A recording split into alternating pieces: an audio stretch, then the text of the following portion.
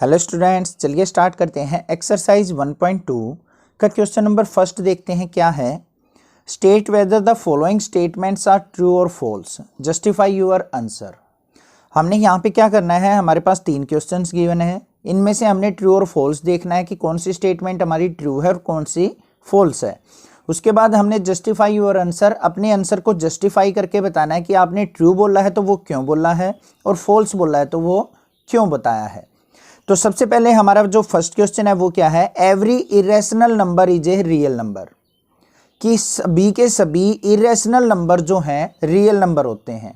तो यहाँ पे हमारा जो फर्स्ट पार्ट हो जाता है वो क्या हो जाता है, ट्रू, क्योंकि कोई भी नंबर हो सभी के सभी हमारे क्या है, रियल नंबर के अंदर आते हैं। जैसे इरेशनल नंबर हो, रेशनल नंबर हो हमारे, या फिर होल नंबर्स हो गए, या फिर नेचुरल नंबर्स हो गए, सभी के सभी किसके अंदर आते हैं, रियल नंबर्स के।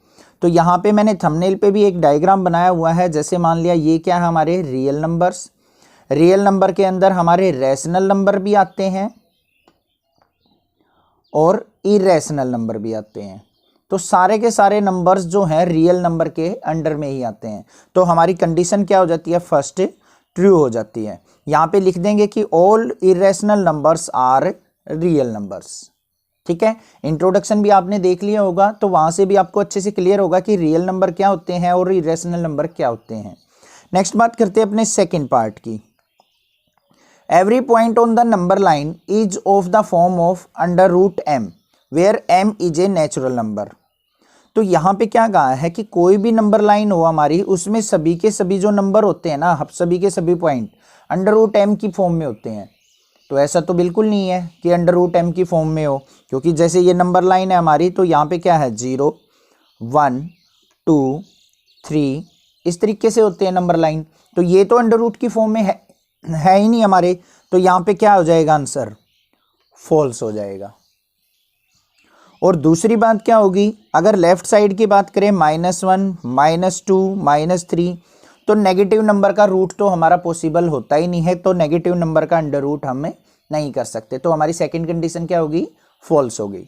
नेक्स्ट बात करते हैं अपने थर्ड कंडीशन की। थर्ड क्वेश्चन में क्या है, every real number is irrational number. तो यहां पे भी क्या है हमारी कंडीशन, फॉल्स, कि सभी के सभी रियल नंबर इरेशनल नंबर होते हैं, नहीं होते। इरेशनल नंबर रियल नंबर होते हैं, बट सभी के सभी रियल नंबर इरेशनल नहीं होते। अब जैसे देखो 5 है, 5 क्या है हमारा, रियल नंबर है बट इरेशनल तो नहीं है।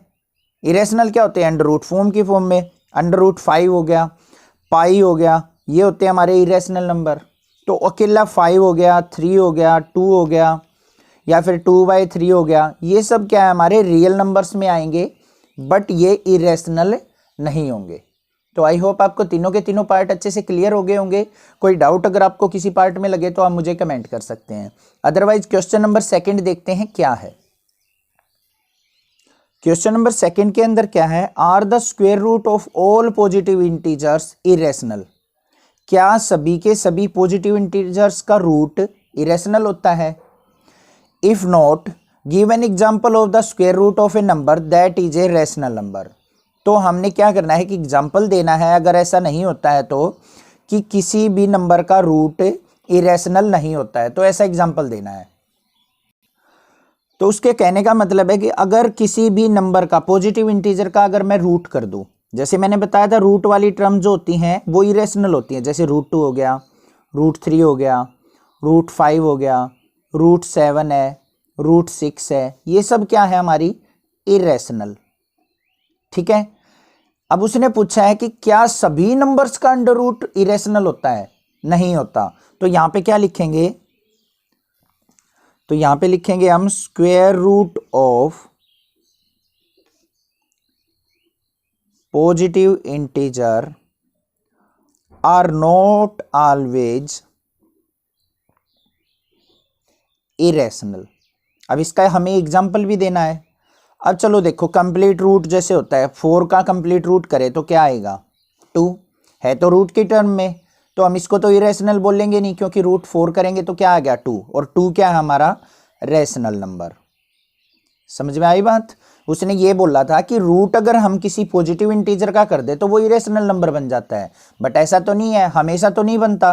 तो यहाँ पे कुछ नंबर्स का तो बन रहा है। अब जैसे √4 है उसका 2 आ गया, √9 है उसका 3 आ गया, √16 है उसका क्या आ गया 4। ये सब क्या है, हमारे इरेशनल नंबर हैं। तो सभी के सभी इरेशनल नहीं हो सकते। आई होप ये क्वेश्चन भी आपको अच्छे से क्लियर हो गया होगा। कोई डाउट अगर आपको लगता है तो आप मुझे कमेंट कर सकते हैं। एक्सरसाइज 1.2 का क्वेश्चन नंबर 3 देखते हैं क्या है। Show how √5 can be represented on the number line, कि √5 को हम अपनी नंबर लाइन पे किस तरीके से रिप्रेजेंट करेंगे। अब √5 को रिप्रेजेंट करना सीखने से पहले मैं आपको √2 फिर √3 देन √5 आपको रिप्रेजेंट करना सिखाऊंगा। तो सबसे पहले सीखते हैं √2 को किस तरीके से रिप्रेजेंट करते हैं, फिर √3 सीखेंगे और फिर √5। तीनों में से कोई भी आपके एग्जाम्स में जरूर आ जाता है। मोस्ट इंपॉर्टेंट क्वेश्चन आपका ये इस एक्सरसाइज से बनता है। तो चलिए सीखते हैं √2 को रिप्रेजेंट करना। सबसे फर्स्ट जो ट्रिक है इसकी कि किस तरीके से हम किसी भी नंबर को रिप्रेजेंट करते हैं, तो उसके लिए आपने क्या करना होता है, सबसे पहले एक राइट एंगल ट्रायंगल ड्रॉ कर लेंगे। ये मान लिया हमने क्या कर ली, राइट एंगल ट्रायंगल। ठीक है, ये आ गई हमारी राइट एंगल ट्रायंगल। इसका नेमिंग कर लेते हैं AB और C। इसके अंदर क्या होता है, बी के ऊपर 90 डिग्री का एंगल होता है, तभी हम इसको राइट एंगल ट्रायंगल बोलते हैं। इस ट्रायंगल के ऊपर हमने क्या करना होता है, पाइथागोरस थ्योरम को अप्लाई करना होता है। अब ये पाइथागोरस थ्योरम होती क्या है, ये 90 डिग्री होता है, 90 डिग्री के सामने होता है हमारा हाइपोटेन्यूज। ये आपको ध्यान रखना है, अभी आगे जो आपके थ्योरम्स के चैप्टर आएंगे वहां पे आपको अच्छे से क्लियर हो जाएगा। ये होता है हमारा बेस और ये होता है हमारा परपेंडिकुलर।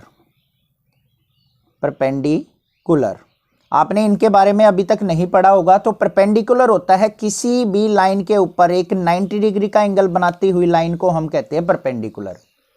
90 डिग्री के सामने जो लंबी वाली साइड होती है, बड़ी साइड होती है, उसको बोलते हैं हम हाइपोटेन्यूज, और दूसरी जो साइड बच गई उसको बोलते हैं हमें बेस।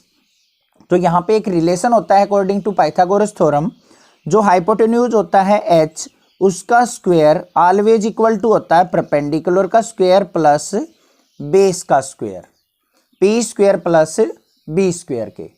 अब हमने क्या करना है, किसी भी नंबर को अगर नंबर लाइन पे रिप्रेजेंट करना है तो हमने क्या करना है, जो हमारा परपेंडिकुलर होता है उसको हमेशा 1 लेके चलना है, हमेशा 1 लेके चलना है परपेंडिकुलर को।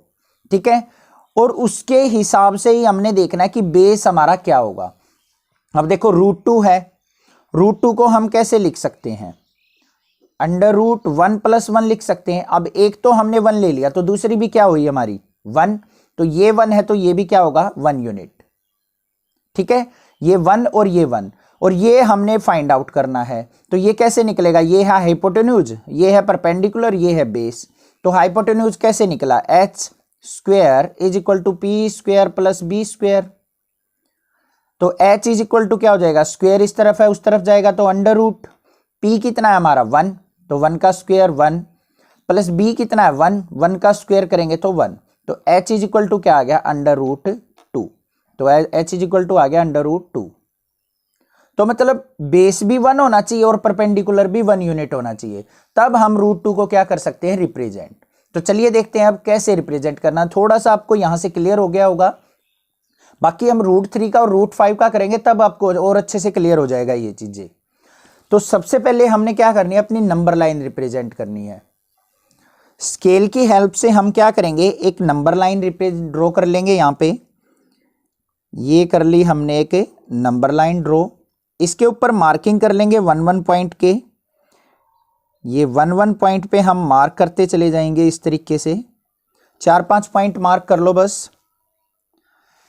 उसमें से क्या करेंगे, एक पॉइंट को हम मान लेते हैं 0। क्या मान लेंगे, एक पॉइंट को 0। ये क्या हो जाएगा हमारा 1, ये 2, ये 3 और ये होगा 4। अब उसने देखो यहां पे राइट एंगल ट्रायंगल पे चलो, इस तरफ कितनी यूनिट है 1, ऊपर की तरफ भी कितनी है 1। ठीक है, तो यहां से देखो, यहां से हम मार्क करना स्टार्ट करेंगे 0 से, तो 1 यूनिट ये आ गई, और 1 के ऊपर हमने कितने डिग्री एंगल बनाना है 90 डिग्री। तो वो आप d की हेल्प से बना सकते हैं। तो हम यहां पे 90 डिग्री एंगल बनाएंगे। तो 90 डिग्री के लिए हमने क्या करना है, जो भी हमारा डी होता है उसके ऊपर एक मार्क लगा हुआ होता है, ये आपको क्लियरली दिख रहा होगा यहाँ पे, इसको हमने इस पॉइंट के ऊपर रखना है। और ये जो लाइन गई हुई है, ये हमारी जो लाइन है यहाँ पे आपको अच्छे से दिख रही होगी लाइन, इस लाइन को इस लाइन के ऊपर रखना है, तभी हम 90 डिग्री एंगल ड्रॉ करेंगे। ये कर लिया हमने, लाइन के ऊपर लाइन और ये पॉइंट के ऊपर पॉइंट, और जो ये 90 डिग्री है यहाँ पे इसके ऊपर क्या लगा देंगे, हम एक डॉट लगा देंगे। और इस पॉइंट को और इस पॉइंट को क्या करना है, ज्वाइन करना होता है, बट यहाँ पे आप थोड़ी सी हाइट तक क्या कर दो, इसको मार्क कर दो। तो ये बन गया हमारा 90 डिग्री एंगल। क्लियर है। अब हमने क्या करना है, यहाँ पे अपनी 1 यूनिट, आप स्केल की हेल्प से भी कर सकते हो, 1 यूनिट का मतलब होता है 0 से 1, तो यहाँ पे 1 पे रखा पॉइंट और 0 तक हमने क्या कर दिया, इसको मार्क कर दिया, तो ये भी क्या होगी, हमारी 1 यूनिट हो गई। क्लियर है। और इस पॉइंट को और इस पॉइंट को हम क्या कर देंगे, ज्वाइन। ये दोनों पॉइंट को क्या कर दिया हमने, ज्वाइन कर दिया। उसके बाद जो नेक्स्ट स्टेप है हमारा वो क्या है, कंपास का। अब हमने क्या करना है, कंपास लेना है अपना और 0 पॉइंट पे रख के और इस पॉइंट तक हमने कंपास को ओपन करना है, जहां पे भी ये पॉइंट आया हमारा, ये कर दिया हमने। ठीक है। अब करना क्या है, 0 पे हम इसको रखेंगे और इसको हम क्या कर देंगे, आर्क लगाएंगे एक, इस तरीके से इस लाइन पे, जो हमारी नंबर लाइन है वहां पे क्या करेंगे, एक आर्क ड्रॉ कर देंगे। जितना ये कंपास ओपन था हमारा, यहां से लेके यहां तक क्या कर दिया हमने, एक आर्क लगा दी। तो जहां पे भी ये आर्क हमारी मीट करती है ना नंबर लाइन पे, यही पॉइंट हो जाएगा हमारा क्या, √2 का। क्या हो जाएगा, √2 का पॉइंट हो जाएगा। आई होप आपको अच्छे से क्लियर हो गया है किस तरीके से हमने इसको ड्रॉ किया है। ये आ गया हमारा √2। अब देखो, अगर √2 की बात करूं मैं, अगर 2 का अंडर निकालते हैं तो क्या आता है, 1.414 होता है। 1.414 मतलब 1 और 2 के बीच में। तो देखो √2 जो आया है हमारा किसके किसके बीच में आया, 1 और 2 के बीच में ही तो आया है। तो इस तरीके से हम क्या करेंगे, √2 को नंबर लाइन पे रिप्रेजेंट कर लेंगे। इसकी नेमिंग करना चाहो तो आप नेमिंग भी कर सकते हो। जैसे इस पॉइंट को ले दिया, मान लिया नाम A, ये मान लिया B, ये मान लिया C और ये मान लिया D। क्लियर है। आई होप आपको √2 आपको अच्छे से रिप्रेजेंट करना आ गया होगा। अब बात करते हैं √3 की, किस तरीके से हम √3 को रिप्रेजेंट करते हैं।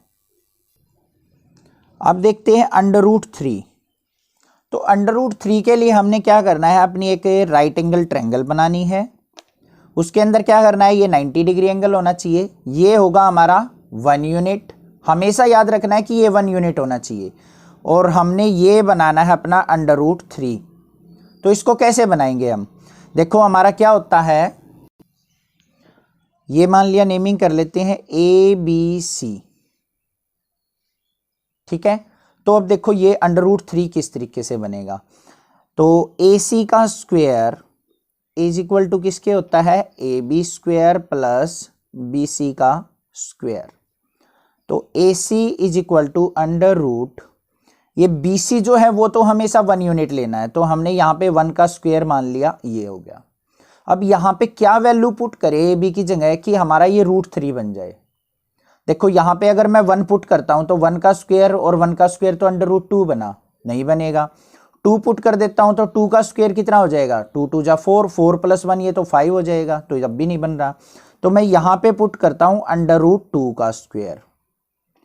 अब देखो इसको अगर ओपन करते हैं, 2 से हमारा रूट कैंसिल हो जाता है, तो यहाँ पे क्या बचा, 2 प्लस 1 का स्क्वायर 1, तो क्या आ गया √3। तो मतलब ये 1 होना चाहिए और ये हमारा क्या होना चाहिए, √2 होना चाहिए। तब हम क्या कर सकते हैं, √3 को फाइंड आउट कर सकते हैं। तो चलिए देखते हैं कैसे करना है। मोस्ट इंपोर्टेंट √3 ही है, बच्चे इसमें कंफ्यूज होते हैं। चलिए देखते हैं कैसे करना है इसको। सबसे पहले क्या करेंगे, अपनी एक नंबर लाइन ड्रॉ करेंगे। ये हमने कर ली अपनी नंबर लाइन ड्रॉ।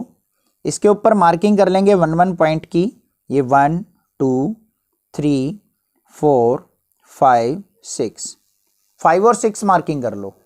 उसके बाद क्या करेंगे, किसी एक पॉइंट को हम मान लेते हैं 0, ये 1 2, 3 और 4। अब देखो यहां पे हमने देखा था कि हमें नीचे चाहिए √2। अब √2 को तो हम यहां पे ले नहीं सकते, तो हमने क्या करना पड़ेगा, पहले √2 को रिप्रेजेंट करना पड़ेगा अपनी नंबर लाइन पे। कैसे किया था हमने, ये हमारी 1 यूनिट और इसके ऊपर 90 डिग्री एंगल बना के हमने क्या किया था, ये 90 डिग्री एंगल बना लेते हैं इस पे। ये आ गया हमारा 1 यूनिट का 90 डिग्री एंगल। क्लियर है। इसको और इसको क्या कर देते हैं हम, ज्वाइन। तो ये जो आ गया, ये आ गया हमारा √2। यही तो ऐसे ही तो किया था। ये O पॉइंट, ये मान लिया A पॉइंट है, ये मान लिया हमारा क्या है B पॉइंट, ये C पॉइंट, कोई भी नेमिंग कर सकते हो आप। ये आ गया √2। अब देखो यहां पे √2 वाली लाइन पे हमें क्या करना है, 90 डिग्री एंगल बनाना है और 1 यूनिट लेनी है। तो हम क्या करेंगे, A पॉइंट पे 90 डिग्री एंगल।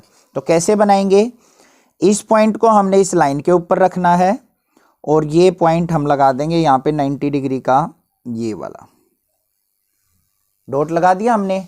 तो यहां से इसको क्या कर देते हैं हमें, ज्वाइन। इसको और इसको कर दिया हमने ज्वाइन इस तरीके से। अब इस पे क्या लेना है, 1 यूनिट, क्योंकि परपेंडिकुलर 1 लेना है हमें, तो इसको क्या करेंगे, 1 यूनिट ले लेंगे। तो यहां से यहां क्या ले लिया हमने, 1 यूनिट। और इस पॉइंट को नाम दे देते हैं हम D पॉइंट। इस D पॉइंट को कर दो 0 से ज्वाइन कर दिया। अब देखो ये √2 और ये कितना है हमारा 1, तो √2 और 1 क्या आ जाएगा, ये √3। ऐसे ही तो आएगा, ये 90 डिग्री हो गया हमारा। अब क्या करना है हमें, सिंपली बस अपने कंपास को ऊपर कर रहा है, यहां से लेके और D पॉइंट तक कर दिया ओपन। और इसको क्या कर देंगे, हम एक आर्क लगा देंगे। आर्क किस तरीके से लगाएंगे, इसको इस तरीके से लेके आएंगे डॉटेड फॉर्म में, और ये आ गया हमारा पॉइंट। तो जिस भी पॉइंट पे ये आके मिली है उसको हम नाम दे देते हैं E पॉइंट। और जो ये पॉइंट होगा हमारा, ये क्या हो जाएगा, √3। क्या हो जाएगा, ये √3। अब √3 की अगर मैं बात करूं, √3 किसके इक्वल होता है, 1.7।